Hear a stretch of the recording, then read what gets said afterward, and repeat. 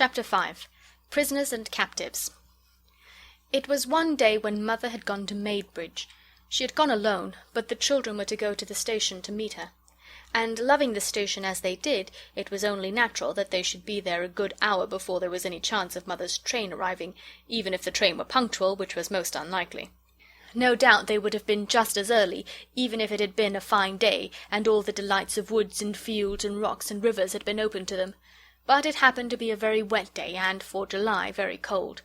There was a wild wind that drove flocks of dark purple clouds across the sky, like herds of dream elephants, as Phyllis said.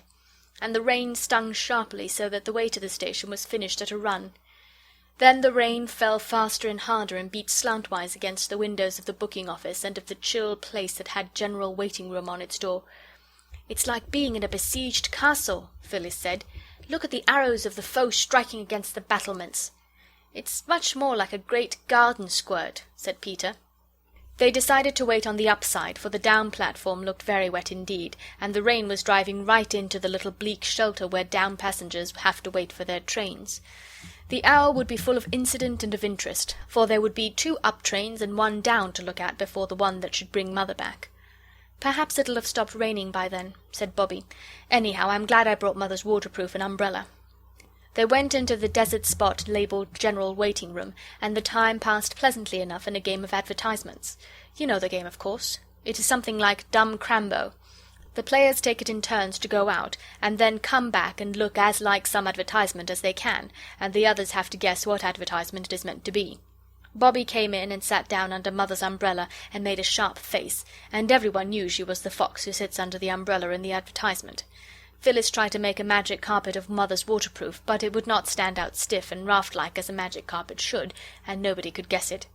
Everyone thought Peter was carrying things a little too far when he blacked his face all over with coal dust and struck a spidery attitude, and said he was the blot that advertises somebody's blue-black writing fluid. It was Phyllis's turn again, and she was trying to look like the Sphinx that advertises what's-his-name's personally conducted tours up the Nile when the sharp ting of the signal announced the up train. The children rushed out to see it pass. On its engine were the particular driver and fireman, who were now numbered among the children's dearest friends. Courtesies passed between them. Jim asked after the toy engine, and Bobby pressed on his acceptance a moist, greasy package of toffee that she had made herself. Charmed by this attention, the engine-driver consented to consider her request that some day he would take Peter for a ride on the engine. "Stand back, mates!" cried the engine-driver suddenly, "and off she goes!" And sure enough, off the train went. The children watched the tail-lights of the train till it disappeared round the curve of the line, and then turned to go back to the dusty freedom of the general waiting-room and the joys of the advertisement game. They expected to see just 1 or 2 people, the end of the procession of passengers who had given up their tickets and gone away. Instead, the platform round the door of the station had a dark blot around it, and the dark blot was a crowd of people. "Oh!" cried Peter, with a thrill of joyous excitement. "Something's happened! Come on!" They ran down the platform. When they got to the crowd they could, of course, see nothing but the damp backs and elbows of the people on the crowds outside. Everybody was talking at once. It was evident that something had happened. "It's my belief he's nothing worse than a natural," said a farmerish-looking person. Peter saw his red, clean-shaven face as he spoke. "If you ask me, I should say it was a police court case," said a young man with a black bag. "Not it, the infirmary more like." Then the voice of the station-master was heard, firm and official. "Now then, move along there. I'll attend to this, if you please." But the crowd did not move. And then came a voice that thrilled the children through and through, for it spoke in a foreign language, and what is more, it was a language that they had never heard. They had heard French spoken, and German. Aunt Emma knew German, and used to sing a song about bedeuten and zeiten and bin and sin. Nor was it Latin. Peter had been in Latin for 4 terms. It was some comfort, anyhow, to find that none of the crowd understood the foreign language any better than the children did. "What's that he's saying?" asked the farmer heavily. "Sounds like French to me," said the station-master, who had once been to Boulogne for the day. "It isn't French," cried Peter. "What is it, then?" asked more than one voice. The crowd fell back a little to see who had spoken, and Peter pressed forward so that when the crowd closed up again he was in the front rank. "I don't know what it is," said Peter, "but it isn't French. I know that." Then he saw what it was that the crowd had for its centre. It was a man. The man, Peter did not doubt, who had spoken in that strange tongue. A man with long hair and wild eyes, with shabby clothes of a cut Peter had not seen before. a man whose hands and lips trembled, and who spoke again as his eyes fell on Peter. "No, it's not French," said Peter. "Try him with French, if you know so much about it," said the farmer-man. "Parlez-vous français?" began Peter boldly, and the next moment the crowd recoiled again, for the man with the wild eyes had left leaning against the wall, and had sprung forward and caught Peter's hands, and begun to pour forth a flood of words which, though he could not understand a word of them, Peter knew the sound of. "There," said he, and turned, his hands still clasped in the hands of the strange shabby figure, to throw a glance of triumph at the crowd. "There, that's French." "What does he say?" "I don't know." Peter was obliged to own it. "Here," said the station-master again, "you move on if you please. I'll deal with this case." A few of the more timid or less inquisitive travellers moved slowly and reluctantly away, and Phyllis and Bobbie got near to Peter. All three had been taught French at school. How deeply they now wished that they had learned it! Peter shook his head at the stranger, but he also shook his hands as warmly and looked at him as kindly as he could. A person in the crowd, after some hesitation, said suddenly, "No comprenny," and then, blushing deeply, backed out of the press and went away. "Take him into your room," whispered Bobbie to the station-master. "Mother can talk French. She'll be here by the next train from Maidbridge." The station-master took the arm of the stranger, suddenly but not unkindly. But the man wrenched his arm away and cowered back, coughing and trembling and trying to push the station-master again. "Oh, don't," said Bobbie. "Don't you see how frightened he is? He thinks you're going to shut him up. I know he does. Look at his eyes." "They're like a fox's eyes when the beast's in a trap," said the farmer. "Oh, let me try," Bobbie went on. "I do really know one or two French words if I could only think of them. Sometimes, in moments of great need, we can do wonderful things, things that in ordinary life we could hardly even dream of doing." Bobbie had never been anywhere near the top of her French class, but she must have learned something without knowing it, for now, looking at those wild, hunted eyes, she actually remembered, and what is more, spoke some French words. She said, "Vous attendre. Ma mère parle français. Nous—" Oh, what's the French word for being kind? Nobody knew. "Bon is good," said Phyllis. "Nous être bon pour vous." I do not know whether the man understood her words, but he understood the touch of the hand she thrust into his, and the kindness of the other that stroked his shabby sleeve. She pulled him gently towards the inmost sanctuary of the station-master. The other children followed, and the station-master shut the door in the face of the crowd, which stood a little while in the booking-office, talking and looking at the fast-closed yellow door, and then by ones and twos went its way, grumbling. Inside the station-master's room, Bobbie still held the stranger's hand and stroked his sleeve. "Here's a go," said the station-master. "No ticket. Doesn't even know where he wants to go. I'm not sure now but what I ought to send for the police." "Oh, don't!" all the children pleaded at once. And suddenly Bobbie got between the others and the stranger, for she had seen that he was crying. By a most unusual piece of good fortune she had her handkerchief in her pocket. By a still more uncommon accident the handkerchief was moderately clean. Standing in front of the stranger, she got out the handkerchief and passed it to him so that the others did not see. "Wait till Mother comes," Phyllis was saying. "She does speak French beautifully. You'd just love to hear her." "I'm sure he hasn't done anything like you're sent to prison for," said Peter. "Looks like without visible means to me," said the station-master. "Well, I don't mind giving him the benefit of the doubt till your mamma comes. I should like to know what nation's got the credit of him, that I should." Then Peter had an idea. He pulled an envelope out of his pocket and showed that it was half full of foreign stamps. "Look here," he said.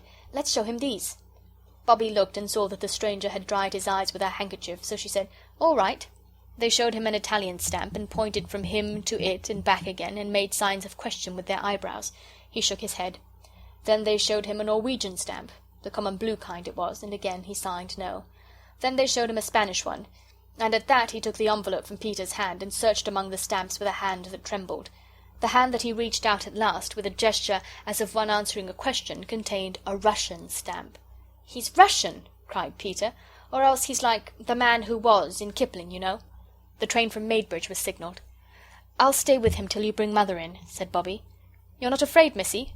"Oh, no," said Bobbie, looking at the stranger as she might have looked at a strange dog of doubtful temper.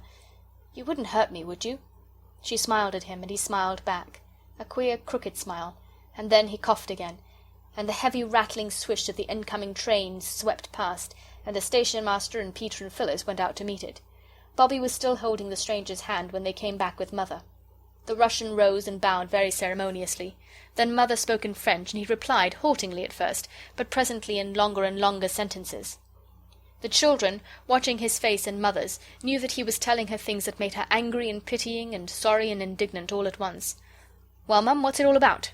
The station-master could not restrain his curiosity any longer. "Oh," said Mother, "it's all right. He's a Russian, and he's lost his ticket, and I'm afraid he's very ill. If you don't mind, I'll take him home with me now. He's really quite worn out. I'll run down and tell you all about him tomorrow." "I hope you won't find you're taking home a frozen viper," said the station-master doubtfully. "Oh, no," said Mother brightly, and she smiled. "I'm quite sure I'm not. Why, he's a great man in his own country, writes books, beautiful books. I've read some of them. But I'll tell you all about it tomorrow." She spoke again in French to the Russian, and everyone could see the surprise and pleasure and gratitude in his eyes. He got up and politely bowed to the station-master and offered his arm most ceremoniously to Mother. She took it, but anybody could have seen that she was helping him along, and not he her. "You girls run home and light a fire in the sitting-room," Mother said, "and Peter had better go for the doctor." But it was Bobby who went for the doctor. "I hate to tell you," she said breathlessly when she came upon him in his shirt-sleeves, weeding his pansy bed, "but Mother's got a very shabby Russian, and I'm sure he'll have to belong to your club. I'm certain he hasn't got any money. We found him at the station." "Found him? Was he lost, then?" asked the doctor, reaching for his coat. "Yes," said Bobby unexpectedly, "that's just what he was. He's been telling Mother the sad, sweet story of his life in French, and she said would you be kind enough to come directly if you were at home. He has a dreadful cough, and he's been crying." The doctor smiled. "Oh, don't," said Bobby. "Please don't. You wouldn't if you'd seen him. I never saw a man cry before. You don't know what it's like." Dr. Forrest wished then that he hadn't smiled. When Bobby and the doctor got to Three Chimneys, the Russian was sitting in the arm-chair that had been Father's, stretching his feet to the blaze of a bright wood fire, and sipping the tea Mother had made him. "The man seems worn out, mind and body," was what the doctor said. "The cough's bad, but there's nothing that can't be cured. He ought to go straight to bed, though, and let him have a fire at night." "I'll make one in my room. It's the only one with a fireplace," said Mother. She did, and presently the doctor helped the stranger to bed. There was a big black trunk in Mother's room that none of the children had ever seen unlocked. Now, when she had lighted the fire, she unlocked it, and took some clothes out, men's clothes, and set them to air by the newly lighted fire. Bobby, coming in with more wood for the fire, saw the mark on the nightshirt, and looked over to the open trunk. All the things she could see were men's clothes, and the name marked on the shirt was Father's name. Then Father hadn't taken his clothes with him, and that nightshirt was one of Father's new ones. Bobby remembered its being made just before Peter's birthday. Why hadn't Father taken his clothes? Bobby slipped from the room. As she went, she heard the key turned in the lock of the trunk. Her heart was beating horribly. Why hadn't Father taken his clothes? When Mother came out of the room, Bobby flung tightly clasping arms around her waist and whispered, "Mother, Daddy isn't dead, is he?" "My darling, no. What made you think of anything so horrible?" I don't know," said Bobby, angry with herself, but still clinging to that resolution of hers not to see anything that Mother didn't mean her to see. Mother gave her a hurried hug. "Daddy was quite well when I heard from him last," she said, "and he'll be back to us some day. Don't fancy such horrible things, darling." Later on, when the Russian stranger had been made comfortable for the night, Mother came into the girls' room. She was to sleep there in Phyllis's bed, and Phyllis was to have a mattress on the floor, a most amusing adventure for Phyllis. Directly Mother came in, two white figures started up, and two eager voices called, "Now, Mother, tell us all about the Russian gentleman." A white shape hopped into the room. It was Peter, dragging his quilt behind him like the tail of a white peacock. "We've been patient," he said, "and I had to bite my tongue not to go to sleep, and I just nearly went to sleep, and I bit too hard, and it hurts ever so. Do tell us. Make a nice long story of it." "I can't make a long story of it tonight," said Mother. "I'm very tired." Bobby knew by her voice that Mother had been crying, but the others didn't know. "Well, make it as long as you can," said Phil, and Bobby got her arms around Mother's waist and snuggled close to her. "Well, it's a story long enough to make a book of. He's a writer. He's written beautiful books. In Russia at the time of the Tsar, one dared not say anything about the rich people doing wrong, or about the things that ought to be done to make poor people better and happier. If one did, one was sent to prison." "But they can't," said Peter. "People only go to prison when they've done wrong." "Or when the judges think they've done wrong," said Mother. "Yes, that's so in England. But in Russia it was different. And he wrote a beautiful book about poor people and how to help them. I've read it. There's nothing in it but goodness and kindness, and they sent him to prison for it. He was 3 years in a horrible dungeon with hardly any light, and all damp and dreadful, in prison all alone for 3 years." Mother's voice trembled a little and stopped suddenly. "But, Mother," said Peter, "that can't be true now. It sounds like something out of a history book, the Inquisition or something." "It was true," said Mother. "It's all horribly true. Well, then they took him out and sent him to Siberia, a convict chained to other convicts, wicked men who'd done all sorts of crimes, a long chain of them, and they walked and walked and walked for days and weeks, till he thought they'd never stop walking. And overseers went behind them with whips, yes, whips, to beat them if they got tired. And some of them went lame, and some fell down, and when they couldn't get up and go on, they beat them and then left them to die. Oh, it's all too terrible. And at last he got to the mines, and he was condemned to stay there for life, just for writing a good, noble, splendid book." "How did he get away?" "When the war came, some of the Russian prisoners were allowed to volunteer as soldiers, and he volunteered. But he deserted at the first chance he got, and—" "But that's very cowardly, isn't it?" said Peter, "to desert, especially when it's war." "Do you think he owed anything to a country that had done that to him? If he did, he owed more to his wife and children. He didn't know what had become of them." "Oh!" cried Bobbie. "He had them to think about and be miserable about too, then, all the time he was in prison?"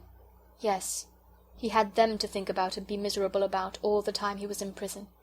For anything he knew, they might have been sent to prison too. They did those things in Russia. But while he was in the mines, some friends managed to get a message to him that his wife and children had escaped and come to England. So when he deserted, he came here to look for them." "Had he got their address?" said practical Peter. "No, just England. He was going to London, and he thought he had to change at our station, and then he found he'd lost his ticket and his purse." "Oh, do you think he'll find them?